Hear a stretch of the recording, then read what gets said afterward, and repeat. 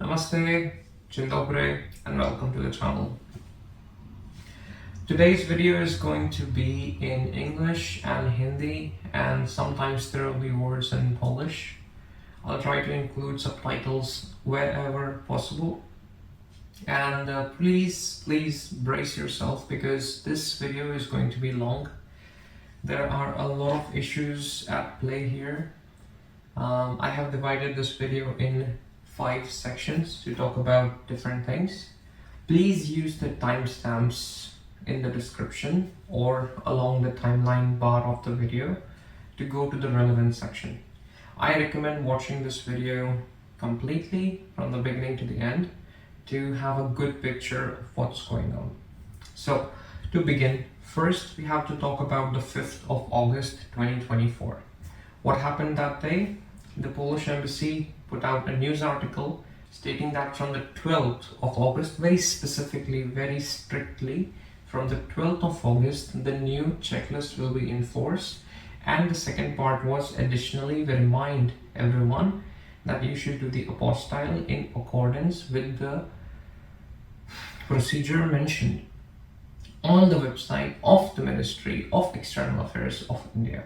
So this was a reminder, which is why in my previous video I did not bother to look at as much because this is not something new. You should do it as instructed by the Ministry of External Affairs of India. Now, I made the video on the 6th. A lot of people were frustrated, a lot of people did not know what to do, and that's a rational, logical response, because when such a strict requirement, the requirement is basically that you have to complete a nostrification procedure. This applies only for bachelor's degree students. I will explain what it is. See, every country has a different system. Some countries have primary school up to grade 5, 3 years of middle school, and then 3 or 4 or 5 years of higher school in which you could specialize in some vocation, for example, haircutting, mechanical engineering diplomas, beautician courses and whatnot. So in India right now you have classes up to 5, then we go to class 10, primary, middle, and of course it depends from state to state, it depends from which board you are in, CBSE, ICSE, but standardly there are up to 10 and then 10 plus 2. Now this 10 plus 2 is it similar to any other country in the world? Is it? That needs to be determined, okay? In Poland, the process is 8 years of school. After the 8th class, you have to take an exam. It's called Egzamin ósmoklasista, which means examen of 8th class, quite straightforward. After this, you get a choice. You either go to Lyceum, you go to Technicum, or you go to a vocational school. Lyceum is typically 4 years, which is general high school. Technicum is typically 5 years, which is a specialized high school, technical high school. And then the vocational courses could be 3 to 5 years, depending on what trade you are doing. You could be a mechanic, as I said, a beautician, a stylist, and a plethora of other professions. Now, the question is, how does this relate to India? You see the school system of Poland and you see the school system of India. This is regarding the high school. Is it the same? That needs to be verified. By who? If someone from Poland comes to India, it needs to be verified by the Department of Education in India. Can this person from Poland study in India? Is the education level similar, or is it more, or is it less? The same way when we apply from India to study in Poland for bachelor's degree, once again for bachelor's degree, because this is regarding high school, it has nothing to do with master's, and I will explain why. When someone comes for their bachelor's degree, the Polish government has a responsibility to tell the university that yes, the schooling system is similar and it's accepted by Poland. Now that could be automated for India, but it has not been done so far, and I don't think it will be done in the next 3 months. That is a complex bureaucratical process. It requires diplomacy from India, diplomacy from Poland, and a bilateral agreement. Right now that is not in place. and I don't think it will be in place in 3 months. Okay, going back to what I'm saying is when you come to Poland, you have to go to this office which is called Kuratorium Oświaty, which is the education superintendent's office, and you have to submit your documents along with three: a declaration, authorization, and the application. Okay, you submit this, and then this office determines that, okay, I give you my nostrification stamp, so to say, and now your education diploma from India is equal to that of Poland, which is the basis. In Ukraine, students finish high school at the age of 16, and their diplomas are considered for Poland. In Poland, typically you finish the lyceum part, which is the typical high school, at the age of 19. In India, we finish it at the age of 18. So you see the age levels are different. The question is the education level the same? And the answer is yes, but you need to have it verified if you are coming to study in Poland. So it applies only and only for bachelor level students. Only. For master's students, the rule that came into play, it's not something new, first of all. Second, it is about your apostille. If you go to the Ministry of External Affairs website and you check what the procedure for apostille is, the first step is going to a regional authentication center. The details are on the website. Now my question to you is, why do you get a notary stamp on your degree? Why do you get a stamp from the STM on the back of the degree? If you don't have an answer to that question, then I'm really sorry, but you don't deserve to have a master's and you don't deserve to have a PhD. Because if you're not able to do some basic research, I'm really sorry. I am honestly very disappointed. I thought that this sort of research can be done by someone who is going for their master's or PhD, but I was wrong. Lots of people were asking me. This disappoints me very deeply, because I understand when someone is going for their bachelor's, they're 18, 19, they don't have experience in the world, but after 3 years of bachelor's education, which is reasonably specialized, you should learn how to do a research, a basic research. This was the context of what's been happening. I explained nostrification and what's required, so let's cut ahead. In order to go further, I need to explain to you what has been going on in Poland over the last 10 years. The best way to do that is statistics. So let's go to the screen. All right, so this is a report by the largest group in Poland, which is studying in Poland. They were inviting students to come here to study. Poland has had very few students coming here since they joined the European Union, which was 2004. So they were on a mission to attract more foreigners, become more like other European countries, which was the trendy thing to do back then. Let's say going back in 2004. Slowly with time, this this is an organization that helps students. This is a report by Perspective.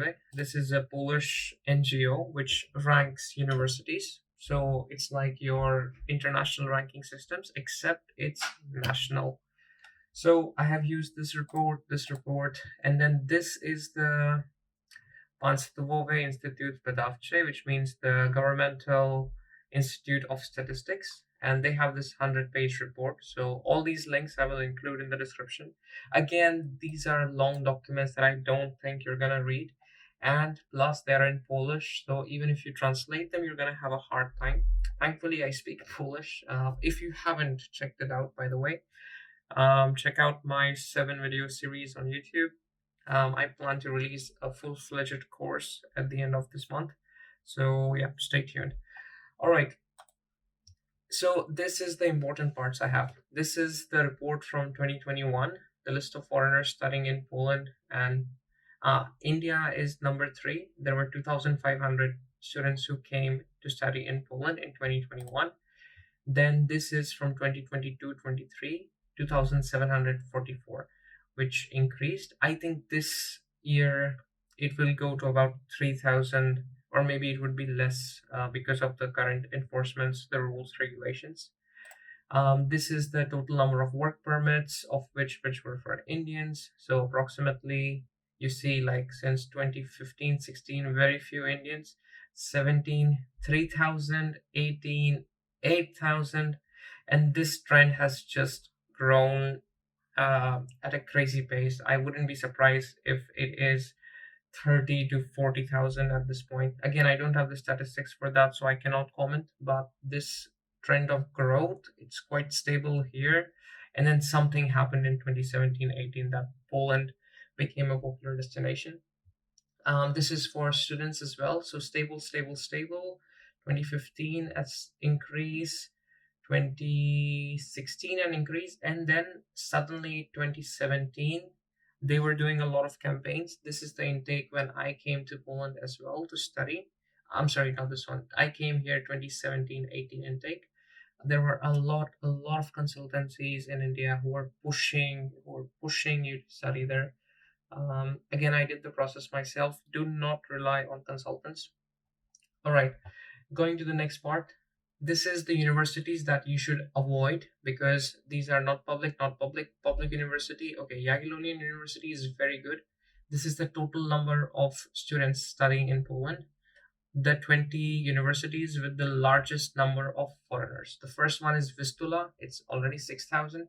And this 6,000 is after at least 10 to 15,000 visas being rejected. And they will tell you this. They were also under scrutiny last year from the Polish government because they were just accepting anyone. So, I'm not saying it's a bad university or anything, but what I am saying is that if you have a choice, avoid it.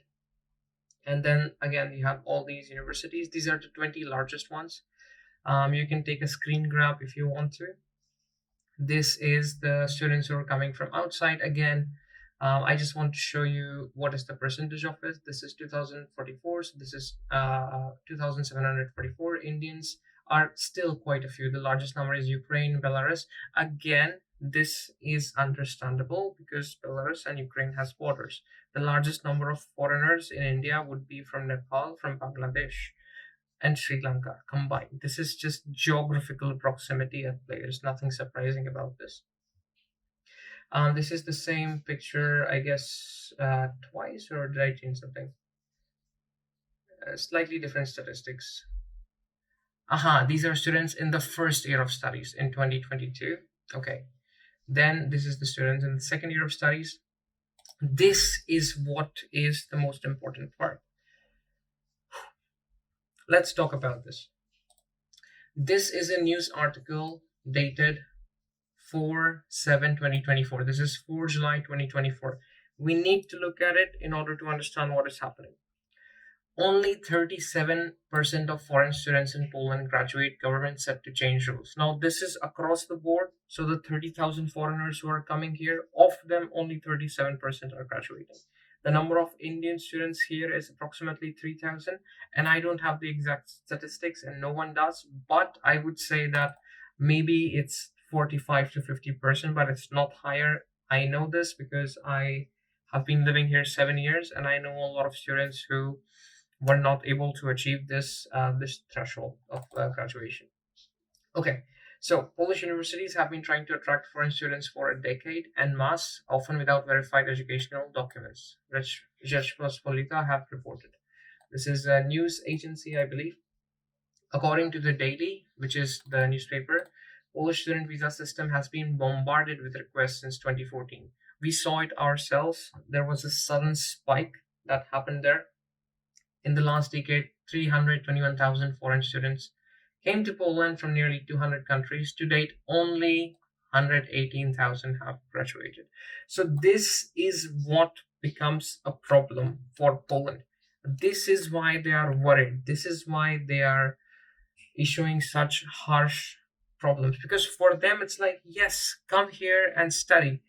But not just that. Finish your studies. Come here, finish your studies.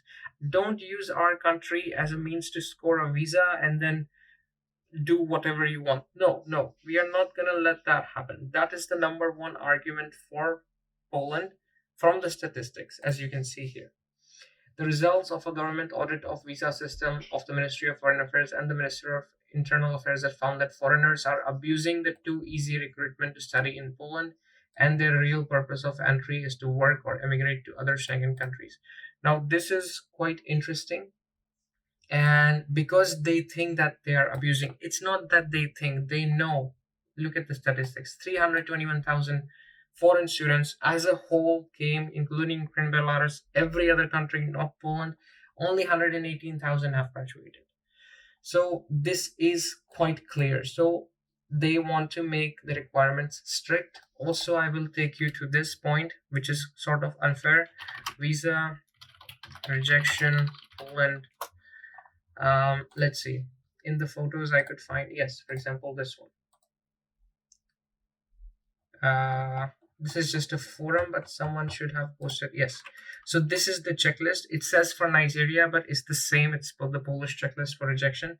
And okay, this guy got rejected for 8 and 9, but typical rejection that comes from India is that there are reasonable doubts regarding the reliability of the statements you made about the purpose of your stay in the territory of Republic of Poland. You can, इसका ये कहने का मतलब है कि हमें आप पर विश्वास नहीं हो रहा किसी भी वजह से, और ये आपकी गलती नहीं है।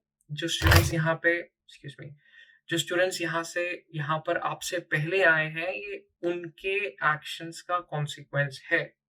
इसमें आप कहीं गलत नहीं है। अगर आप एक सच्चे ईमानदार स्टूडेंट रहे हैं अपने जीवन में, तो दुख के साथ मुझे ये कहना पड़ रहा है कि आपके पहले जो स्टूडेंट्स यहाँ पर आए थे, उन्होंने जो करा उस कारण पोलिश एम्बेसी को डाउट है, और ये डाउट होना रीजनेबल भी है।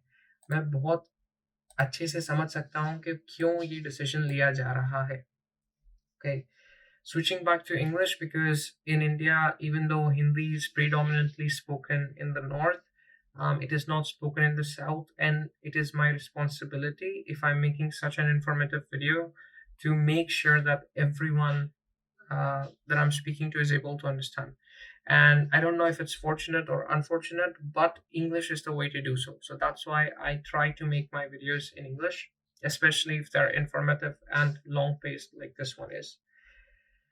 Data from the Ministry of Science and Higher Education acquired by Pospolita found that there are currently 98,056 students studying in the country. However, the 2023-4 academic year began with 103,147. So more than 5,000 students vanished from the system. So, like, where did these students go? The government needs to find out. The border guard needs to find out. But it's not like Poland is just a place to study. There's a plethora of different activities that happen in Poland, and not Poland, like I'm speaking about a country in general. So if they are facing such a problem, the best thing to do is to first make sure that the people coming from outside are stopped, and then they can look inside Poland. So I'm telling you this, it is going to happen. If you are in Poland, you're watching this video, and you have some issue or problem that you are having, chances are that over the next 8-10 months to the 3 years period of time, there will be some consequence for you. So, prepare yourself and make your decisions wisely, whatever your case might be it for work, be it for some expiry, anything that is. So where did these 5,000 students go? They vanished. Back in 2014, there were more than 41,000 foreign students, and their number has grown exponentially. Exactly. It doubled in 2020. It's at highest point. Most of students are from different countries. Approximately 3,000 are from India. And this is every year. So it's 3,000 plus 3,000 plus 3,000, but not exactly 3,000. You can look here and add like the number of students if you want to do such analysis. Private universities are under scrutiny. Largest number of foreign students are educated at the Academy of Applied Sciences in Lublin and Vistula University in Warsaw. So avoid these universities because they are under scrutiny. They accept everyone. I have said this before, and yeah, this is the issue.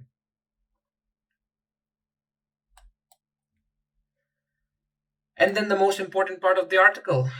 Again, I mentioned this 4/7/2024. This is July. July the 4th.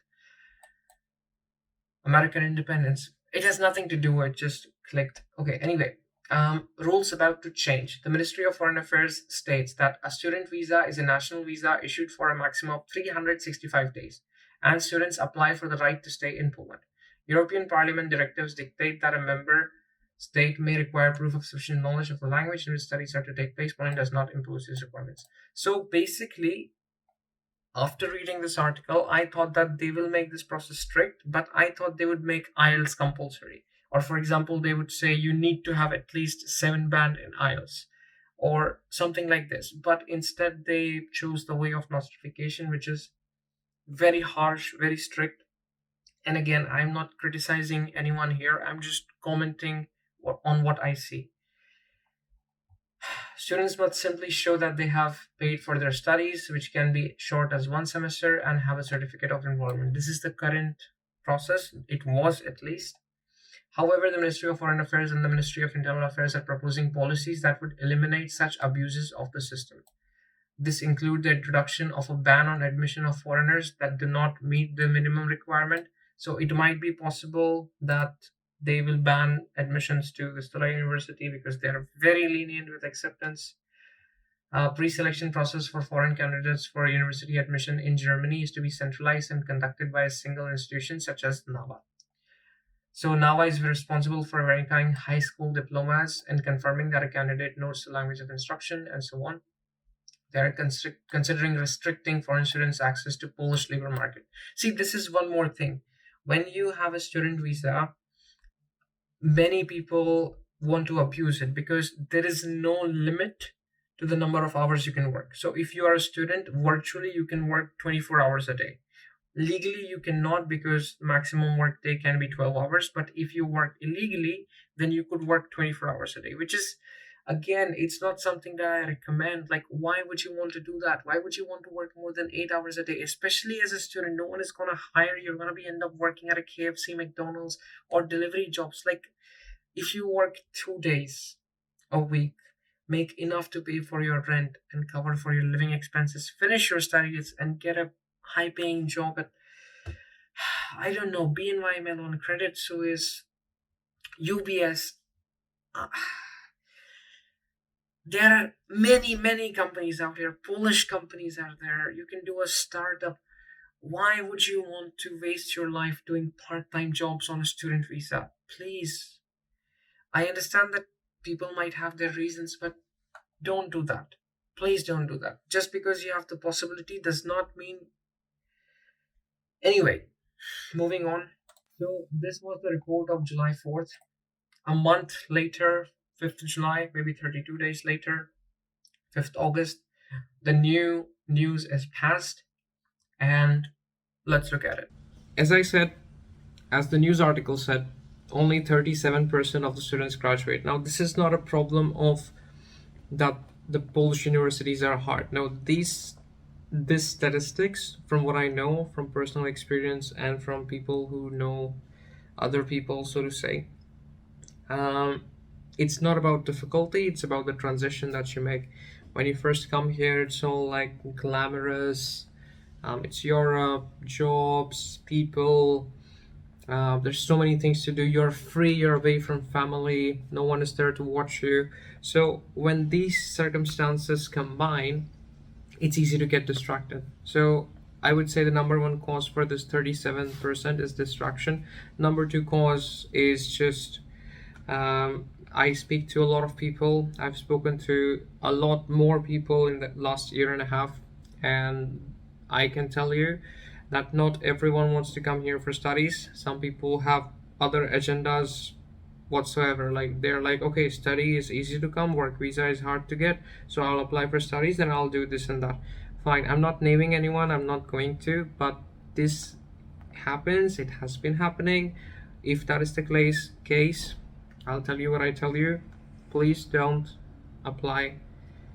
If you're coming for studies, study should be your main purpose. Cutting the long story short, one more thing happens. I personally ask people why Why did you choose Poland? The answer that I get from 95% of the people is, oh, because it's cheap, because it's affordable.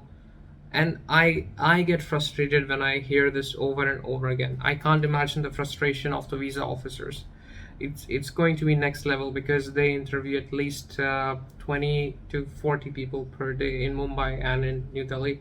Maybe it's less, I am not sure, but definitely during the peak, which is right now, July, August, September, that is the case. Look, Poland is a great country. Poland has not had recession in a very long time.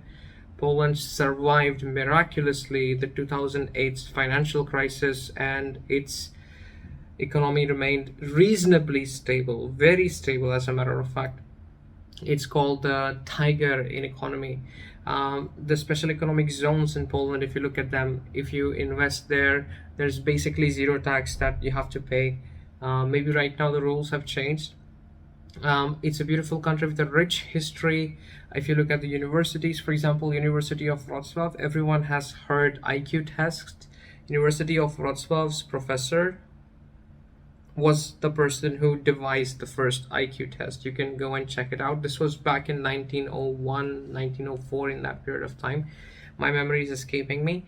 What I'm saying is that there is a there are lots and lots of reasons, a lot of reasons of why you should choose a country where you want to go study. It being cheap and affordable is an okay reason, but it's not the first reason that you should be telling people. If you want to go to study somewhere where it's cheap and affordable, go and study. I don't again want to name some countries.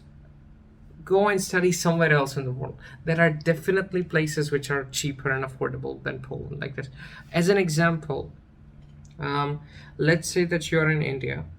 Let's say you're in New Delhi, and then you see some foreigner. You go up to them, hey, hello, where are you from? Why did you come to India? And they tell you, oh, because it's dirty and it's poor, and I came here to see poor people. How will you feel? And that's just one person. Imagine you talk to 50 foreigners that day, and they all tell you the same thing. It's like, fine, India has parts which are not clean, and India has a lot of poverty, which I wouldn't call it poverty per se. I would argue about that. I would argue that happiness is significantly higher when you have less resources. Again, that's my argument.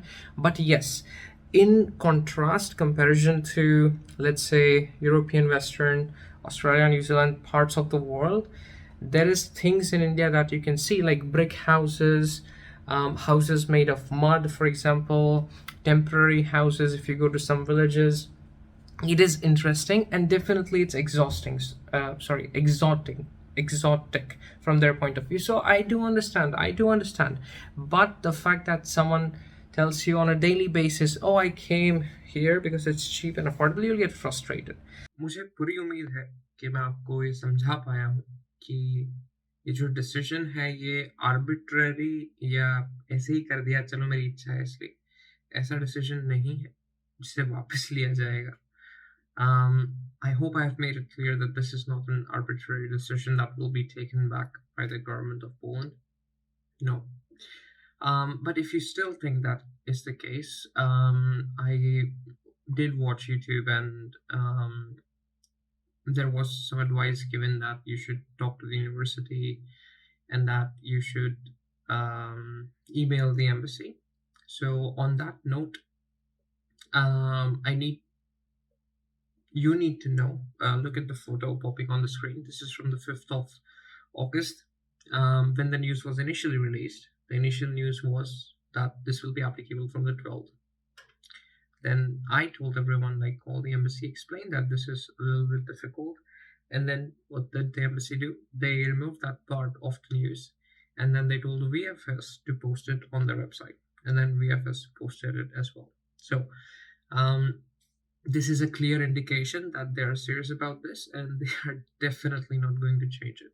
Now, there is a possibility that the universities, the coalition of all universities, might be able to reach some agreement, some conclusion regarding this, but I won't rely on them too much as well. Why? Let's get political for a second here. Okay, now I am just doing this as a comparative thought process. I just want to explain something to you, which is why I'm talking about this. In 2020 in India, as you are aware, three laws were passed, three farm bills were proposed to be very precise, relating to the decentralization of the markets for the farmers. Again, I'm putting this very generally as I can.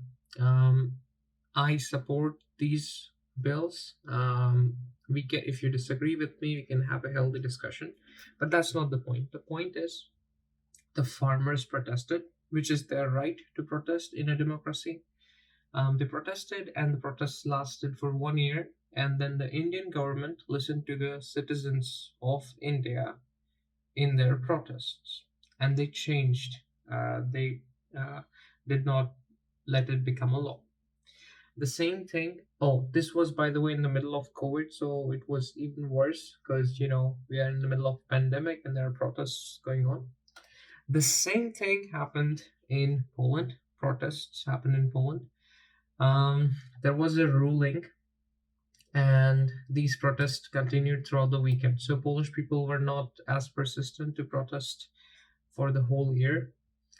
Essentially, there was a bill passed, which then became law that it's illegal to have abortion in Poland unless you meet very strict criteria. The criteria, if you're interested, you can look into it. My point from this is the Polish government is loyal to its thinking and its thought process and its ideology, and in they will do what they think is right, and in doing so they do not care who protests. No, they do not care even if their own citizens protest. Indian government, on the other hand, they care about the people deeply. Also, the duration of the protest was long, if you want to get specific about this. However, they did uh, listen to their people's demands, and then they decided that okay, maybe the country is not ready for it, and that we are not proposing this bill. My point here is जिस देश ने अपने देश के नागरिकों की protest नहीं सुनी, वो देश किसी फॉरेन नागरिक की क्यों सुनेगा? सिंपल सी बात है। मैंने आपको रीज़न बता दिया कि आर्बिट्रेरी नहीं है। 37% बच्चे यहाँ पे ग्रेजुएट हो रहे हैं आने के बाद में, तो बहुत बुरी स्टैटिस्टिक है। क्यों हो रहे हैं उस पे चर्चा कर सकते हैं, बात कर सकते हैं, कमेंट में आप अपना मत लिख सकते हैं। कुल मिला के ये जो डिसीजन है ये वापस नहीं हो रहा। आप चाहे एम्बेसी को मेल करें या आप चाहे मोदी जी को मेल करें। और एक चीज़ और, जब आपने मेल करा भी था शुरुआत के कुछ दिन में 5 और 6 तारीख को, तो उन्होंने जो 4 दिन की राहत दी थी 12 तारीख से, वो राहत भी उन्होंने वापस ले ली। तो आपके पास ये वाला ऑप्शन, आप if you want you can email the embassy, but it's not gonna give you any result. As I explained, this is a government that is loyal to its ideology. It will do what it thinks is right. You could argue that the government has changed this year in well, November to be specific. It is a center-left government. It is a center-left government in Poland now, and you saw the news article. You saw the consequence of this. So even though this is center-left, they're against the policies of the previous government, which was more free towards the foreigners. Okay, so what can you do? You could contact the university again. You're free to do that. I don't think that's gonna bring any result because I went to the University of Wrocław's admission office on the 6th before making the video. I discussed the issue with them.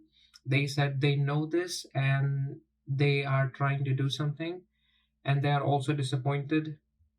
And just like this, they cannot do anything for you because they are not above the Minister of Education. This is a decision of the Minister of Education since the 5th of August. It has now been expanded to Algeria, Egypt, and another country that starts with P, and gradually it will be expanded to all countries as well. So the best thing for you to do is to think strategically. Let's go to the calendar. What can you do specifically for bachelor students at this part of the video? Here is the 5th. On the 5th, everything was fine. All checklist was applicable. 6th, all checklist is applicable. 7th, all checklist is applicable. 8th, new checklist is now applicable. So everyone who applied for the visa for their bachelors on the 8th and the 9th will get a rejection. So will everyone who will apply on the 12th, 13th, 14th, 15th, 16th. Maybe the person applying on 16 will not get a rejection. Here's the case, like every day, let's estimate that approximately 50 students are applying for the visa. So all 50 will get the rejection. This is to be done, this exercise, it's a mental exercise. It has to be done from the perspective of the embassy. मैं यहाँ पे आपको कुछ हताश करने वाली बात नहीं बोल रहा हूँ, मैं बस समझा रहा हूँ कि एम्बेसी के साइड से ऐसे सोचिए, ठीक है? So let's think. On the 8th, 50 people are applying because for bachelors, because they don't have this appropriate checklist documents, they will get rejected. It takes approximately 2 weeks for the rejection to come. So approximately on the 22nd, they will receive the decision. That is, so after the 22nd, they can appeal against this decision, and in the appeal they can supplement the nostrification thing. So instead of getting sad and deciding that the process has become too hard, here is what I recommend. You talk to your friend, colleague, family member in Poland. You tell them this is the case, you show them this part of my video, and you tell them that, hey, I will send you my mark sheet and my migration certificate. Mark sheet should be apostilled by post, by DHL, because that is the fastest. And in 3 days, the documents will reach you. So let's say on the 11th, you send them, 12, 13, 14, the documents will reach you. On the 14th, what is going to happen? This friend of yours, family member, whatever, will get the document translated by the 15th, and then by post, they will send your document translations only. Why the translations only? Because you need the original for your visa appointment. So the translation, when you are doing a translation in Poland, it's through a sworn translator, and it's the responsibility of the sworn translator to see the originals. If they do not see the original, they will write at the bottom of the page that they have based this translation without seeing the original. It is their moral and legal duty to do that. The reason you send your originals is so that you get them to write in the translation that they have seen the originals. So once the translation is done, you can just send the translation to the Kuratorium Oświaty office, the office of the education superintendent, by post, and you should send it to the office in your region. So for example, if your university is in Warsaw or in that region, I am sorry, but there is bad news. You could send your document by post there, but they do not accept it. In the earlier part of this video, I was talking about statistics, and 70% of the students international who come here go to Warsaw and the Masovian state. The name of the state is Masovian. And yeah, because of that, they have simply too many people. The students who are there right now, we can go to the website of Kuratorium Oświaty as well.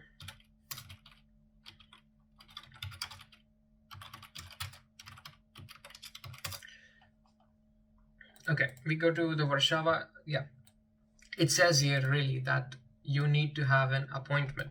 So if you are in Warsaw, I'm really sorry.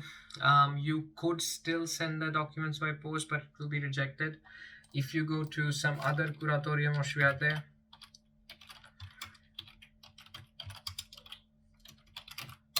for example, in the city like Warsaw and every other city, by the way, I checked this already. So in Wrocławiu, you have Załatwienie spraw, Apostille, wydawanie dokumenty, zagraniczna, recognition by, yes. Okay, so this is the legal basis. These are the required documents. This is their address if the application is order of the way of the in the case. Okay, here you have the template. of the certificate concerning authorization letter. Yeah, this authorization letter is something that you can have signed and send it to your friend, so your friend can do this on your behalf, right? So you have to attach all these documents, your original translation, and your friend could send it to Curatorium Ashwate by post, and you will have the receipt from the from the post office that you have sent your submitted your documents. What does this do? I'll explain. So let's say you do this gives you a fighting chance because you are already different in the eyes of the embassy. On Monday, 50 people are applying. They do not have the possibility to do that. So unfortunately, their visas are going to get rejected because you have not submitted the document according to the checklist, which is 5.3. So maybe someone has already sent their documents and they have their appointment on 16th. So of 50 people, one person will have their documents translated. One person will have the receipt from the post office that they have sent their documents to the Curatorium Ashwate, and this one person will actually get considered because now it's no longer the person's problem. The embassy knows that they have put this regulation on a short notice and there is not much the students can do about it. They know it very well. But now the ball falls into their court because you have done what you could have done in the limited time span. In your cover letter, you will write this and you will say that the Education Superintendent's Office, the Curatorium Ashwate, takes 30 days and you have submitted your document. You're just waiting for the decision. Even if one person does that by the 16th, he will get considered or she will get considered for the visa. Everyone else has not done this, so they will not get considered. So I highly recommend that if you're serious, if you're a good student, if you don't have any ulterior motives to come and study in Poland, do that. Then again, maybe on the 19th, one person, maybe 3 people, maybe 4 people on the 23rd, right? Maybe 5 people on the 26th, 27, 28, 29, 30. Maybe 8 people would have done this after, let's say, seeing my video. So if you don't do this, then I highly recommend that you cancel your appointment because maybe someone else could benefit from your cancellation. If you are already frustrated, sad because of this decision, then I highly recommend, if you're not going through with this, please do not, please cancel your appointment if you're not going through this. If you're going through this and you don't know anyone from Poland, you can send me an email, you can sign up via a form. I will try my best to help you. Again, I won't do this for free because I am investing quite some time into this. I will tell you my intention as well of doing this. When I came here to study in 2017, I did not know anyone in Poland.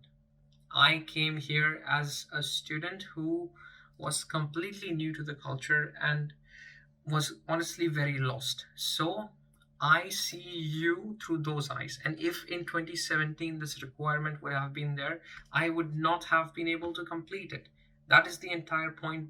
That is the entire point why I want to help you. Another issue is that I have a job, I work. Now, if I was not working, I would not charge you any money for this. I would just charge you the translations cost, the documents costs. By the way, the application to the Curatorium Ashwate, it's free of cost. You don't have to pay anything. So even when you send these documents to your friend, it's about approximately 5,000 for the translation. It's approximately 5,000 for the documents to be sent back. So that's the cost of about 10,000. I'm not going to charge 10,000. I'm going to charge more, of course, because I have to compensate for my time as well. Right, but I do think that it is a good idea. It is definitely better than emailing your university. It is definitely better than emailing the consular section. If you don't agree, then I don't know what to tell you. All right, so here's why I think it's important for the bachelor students to do this process, because it gives you a fighting chance. It gives you an edge.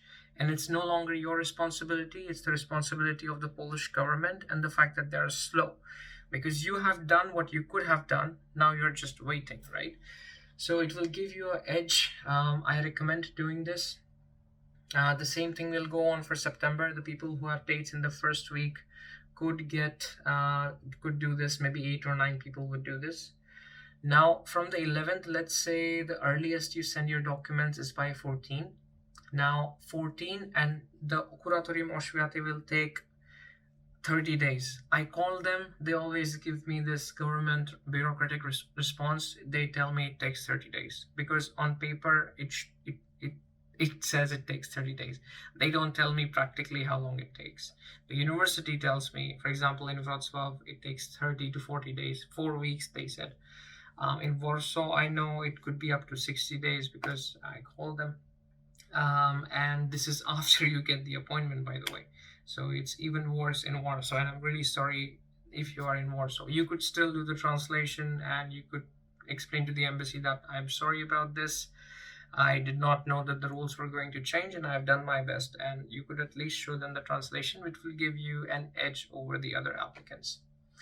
Let's say that someone applied on the 15th to Curatorium Oświaty.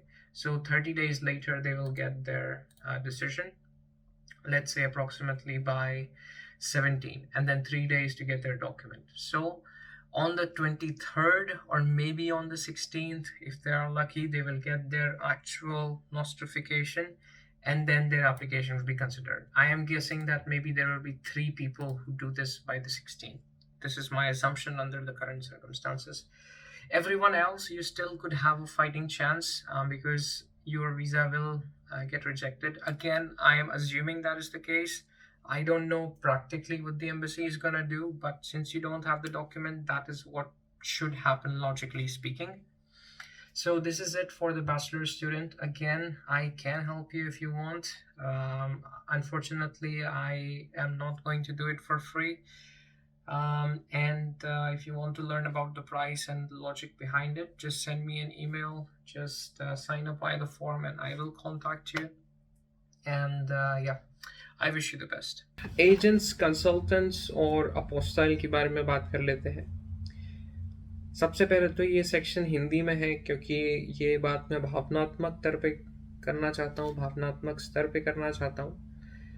तो आपको मेरी बात सुननी है और समझनी है क्योंकि ये सेक्शन इम्पोर्टेंट है. और आप देखिए, सबसे पहली बात तो पेरेंट्स है. आप अपने बच्चों का काम करना छोड़ दीजिए, उन्हें खुद काम करने दिए. जब तक वो खुद काम नहीं करेंगे तब तक वो अपने अंदर जो आत्मविश्वास बनना होता है, डेवलप होना होता है, वो डेवलप नहीं हो पाएगा. छोटा से छोटा काम हो सकता है, चाहे वो बर्तन धोना हो, अपना खाना खुद बनाना हो. जब तक आपका बच्चा ये सीखेगा नहीं कि कुछ काम मैं भी कर सकता हूँ, छोटा काम, तब तक उसमें कॉन्फिडेंस नहीं आएगा, तब तक उसमें आत्मविश्वास नहीं आएगा. जब वो कोई छोटा काम कर लेता है और निरंतर करता रहता है तो उसमें आत्मविश्वास पैदा होगा. उसे लगने लगेगा कि हाँ, अब कोई बड़ा काम भी मैं खुद कर सकता हूँ. और आपको एज पेरेंट्स, उसका परिवार, आपको भी ये लगने लगेगा कि हाँ, हमारा लड़का या लड़की जो है ये काम करने में सक्षम है और ये कर लेगी या ये कर लेगा. अगर आपको ये नहीं लगता तो ये बात कहीं ना कहीं आपको नुकसान देगी. आज के भारतीय युवा की सबसे बड़ी समस्या जो है वो ये है कि आलस, जिम्मेदारी ना लेना, रिस्पॉन्सिबिलिटी ना लेना और अपने आप को काबिल ना समझना. आलस क्यों? क्योंकि आसपास सब काम हो जाता है. खाना चाहिए, जोमेटो से आ जाएगा.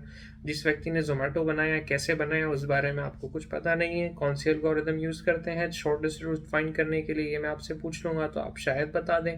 अगर बताते तो बहुत अच्छी बात है. अगर नहीं बता पाए तो आप एक विचार करिए कि आपके लिए तो काम आसान हो रहा है, लेकिन उस आसान काम के पीछे कितनी कॉम्प्लेक्सिटी है, इस बारे में आपको अंदाज़ा होना चाहिए. और यदि नहीं है तो आप सोचिए.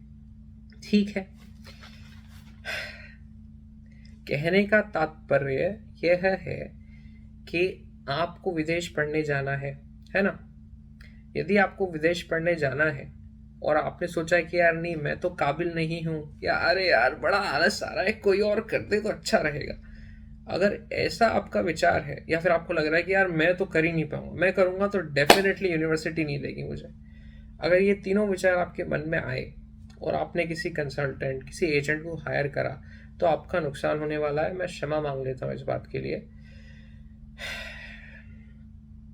नुकसान कैसे होने वाला है वो मैं आपको बता देता हूँ. ये जो नया रूल आया है, रीजनल ऑथेंटिकेशन सेंटर वाला।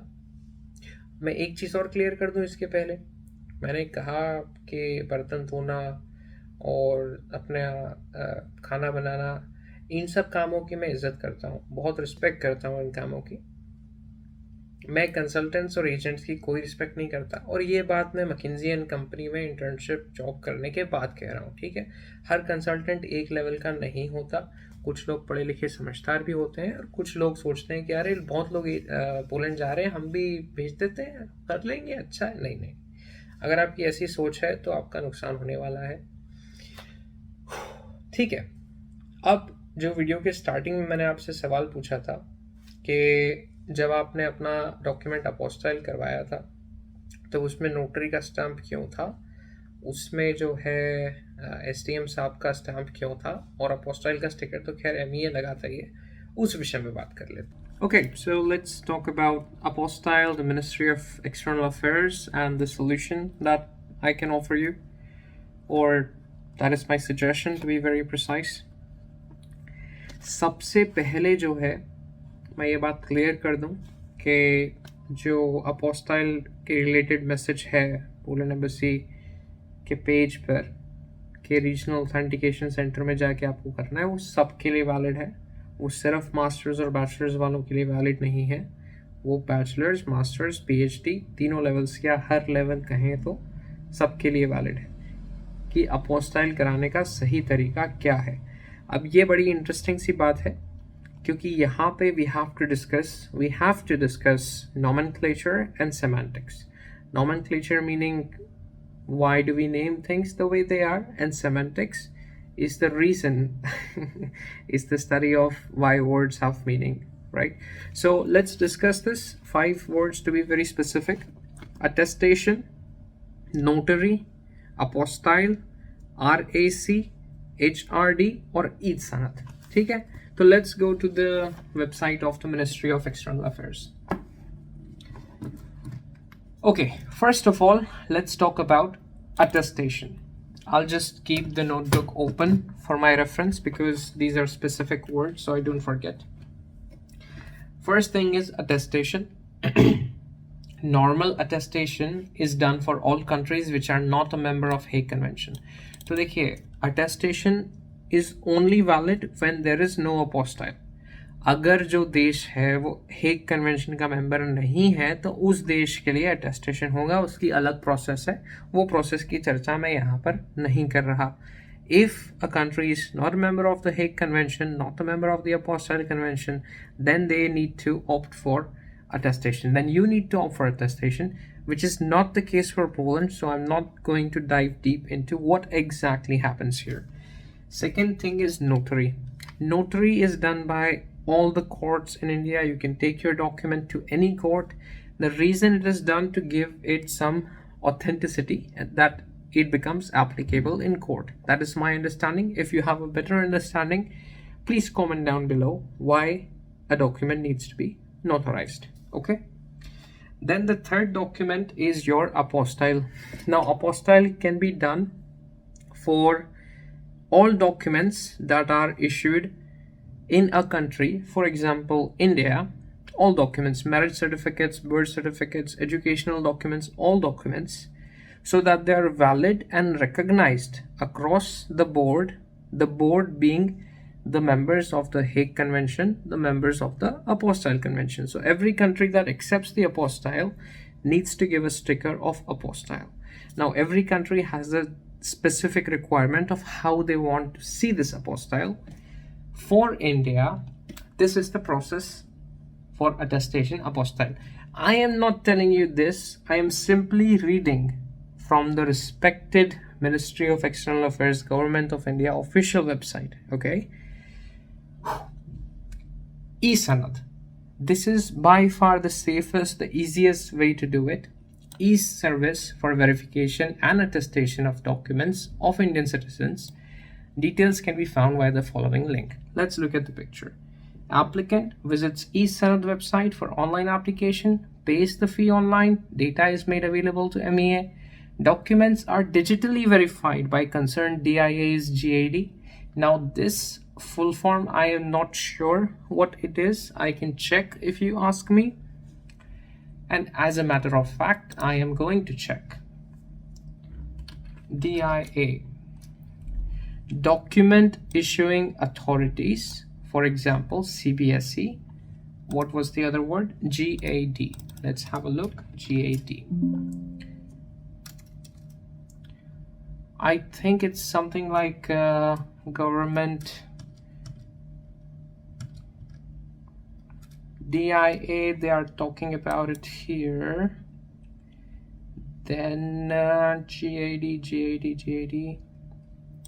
Okay, Document Issuing Authority.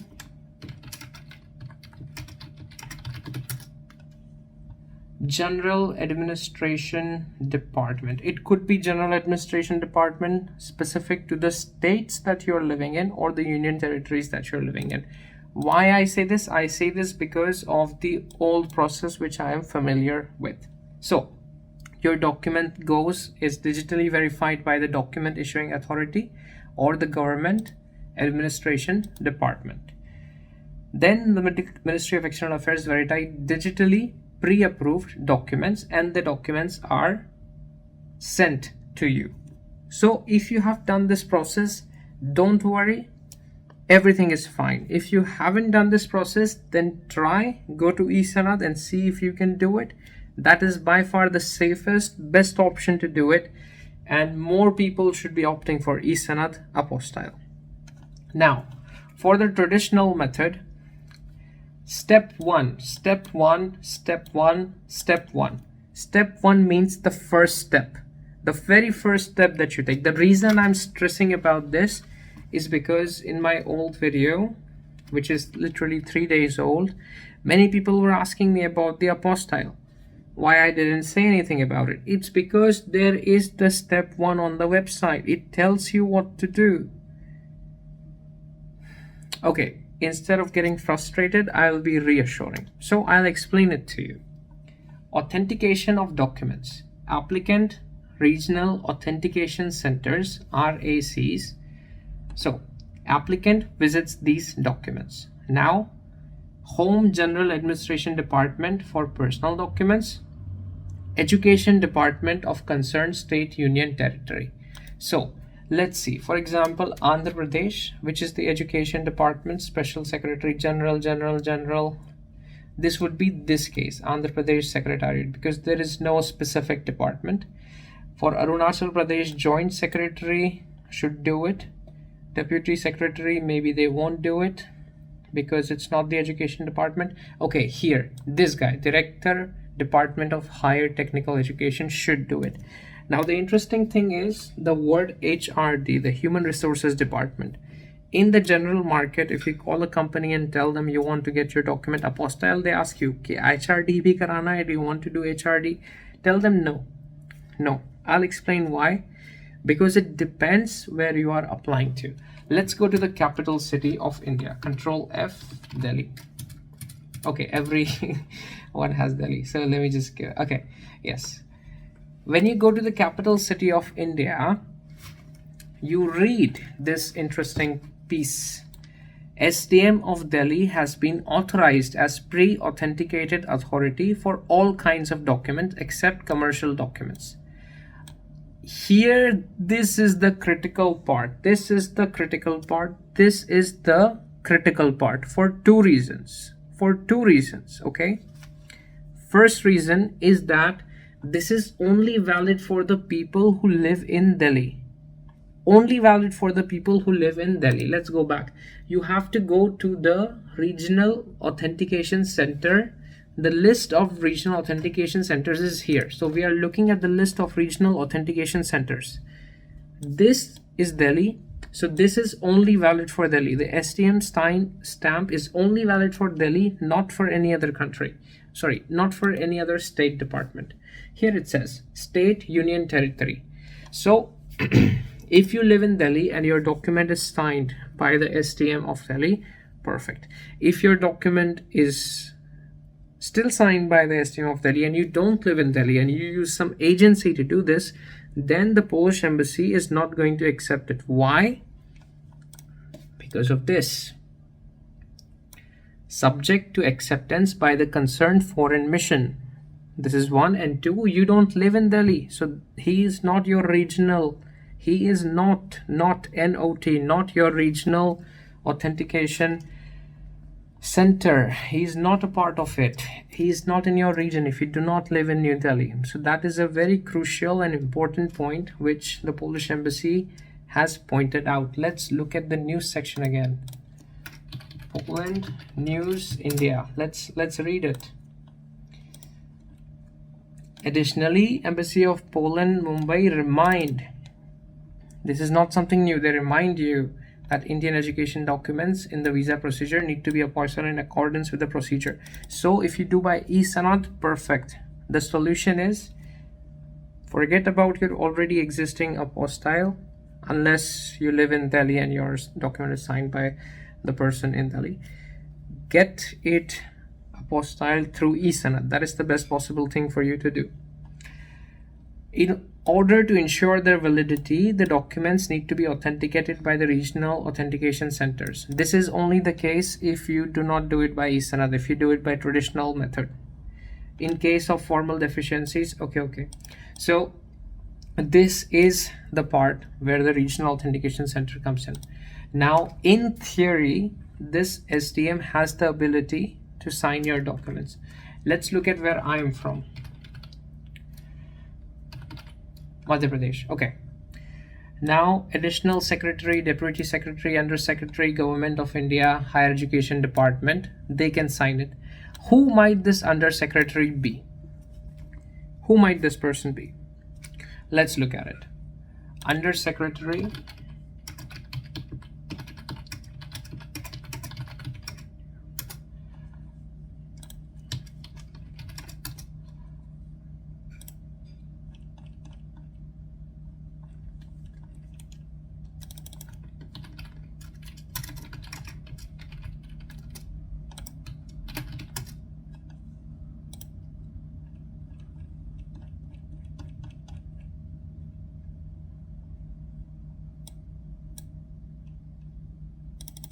okay, here it is. Now the source you can verify by yourself. This is my argument. If your document is already apostilled by the SDM of New Delhi, I would argue that you go. So this is the position in the Government of India, which is under secretary. This is the position in the state government, which is deputy secretary. So in the state government, which is this RAC data, the under secretary, who is the under secretary? This person. This is the junior level position in the Indian Administrative Service, assistant collector or subdivisional magistrate. So you go to them, you get your documents signed by them, and you should be good. Don't worry about anything else. If you do this, this is fine, because this is your regional authentication center. Again, you can explore this more for your specific region, but this is the idea behind it. There is one more thing. Sometimes, again, let's go back to Delhi. Let me look it up. Okay, so this is the interesting part, because this is subject to acceptance by the concerned foreign mission. So right now Poland is saying that you have to go to your regional authentication center. So we don't know if they will accept, even for the case of New Delhi, we don't know if they will accept the documents signed by the STM, because they might say that no, you should have gone to the regional director of education, any one of them. We don't accept this. Now, in colloquial language, I don't know why, to be honest, someone can explain this to me, but consultants call it, or agents, which I absolutely hate. Any agency you call, they will say HRD karana hai kya, if you want to do HRD. So this guy is apparently called HRD, which is my understanding. You don't have to go with my understanding. Please call him, the Regional Authentication Center main education office. Try to get in touch with him through the phone number and get your document verified for additional security. Why? I will tell you why. So for example, Italy visa apostille. For Italy, when you are applying from India, you don't get your, yes, I believe it's this one. Yes, you don't get it notarized or anything. You get this stamp, which is called excuse me, which is called the HRD. So in Italy, they do not accept the notary, the STM, and the apostille. No, they only accept HRD and apostille. Now this is something extra. Let me look up some other pictures as well. TTS, marriage certificate, apostille for Italy, 826. Okay, I have done my research. I haven't put it all together, but I can tell you this. Do your research, see what is the process for Italy. You will learn that when you are doing apostille for Italy, you only do an HRD. Again, I'm using colloquial language. You go to the Regional Authentication Center, which is the specific language for this. You go there and you get your degree apostille. So there is only 2 stamps, not 3 like the case which is there in the case of general apostille. Let's say, because Italy is very specific about this, they say we do not accept the STM sign. You need to get it done through the Regional Authentication Center at a higher post of the Indian Administrative Service, which is what it is essentially. So I've been speaking a lot today. I'm gonna give myself a break. I have covered everything. I hope you learned something new. I hope I was able to answer your questions. And to sum up, please take care of the apostille process for yourself. I have explained the semantics and nomenclature for attestation, for notary, for apostille, for RSC authentication, and how colloquially people call it HRD in case of educational documents, e-sanad, and most importantly, if you are watching this video till the end and you have applied to Poland for your bachelor's, sign up via the Google form, send me an email so I can help you. Take care.